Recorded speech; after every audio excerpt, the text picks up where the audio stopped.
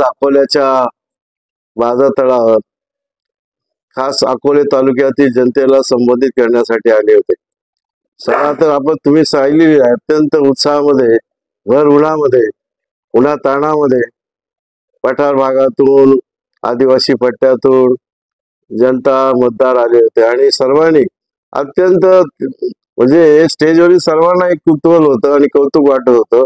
उन्हाताणात ही माणसं आलेली आहेत आणि गेली 3-4 तास ही माणसं शांतपणे बसलेली होती, ऐकत होती आणि त्या पद्धतीनं सभा अत्यंत उत्साहात, आनंदात आणि जोशात झालेली आहे।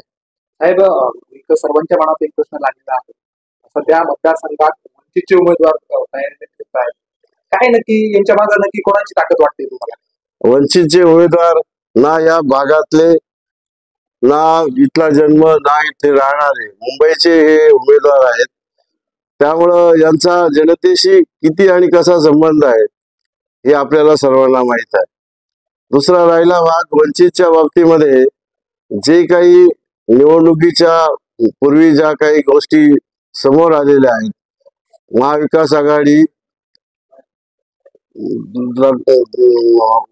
विकास आघाडीच्या वतीनं ज्या जागा देण्याचा प्रयत्न झाला वंचित आघाडीला, पण त्या नाकारल्या गेल्या आणि ते जे सिद्ध झालेलं आहे, जे चित्र समोर आलेलं आहे, ते चित्र हे सांगत आहे की ही वंचित आघाडी म्हणजे भाजपची बी टीम आहे।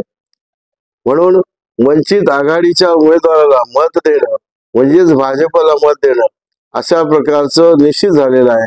त्यामुळे माझी विनंती राहील की हे मत आपण वाया घालवू नये।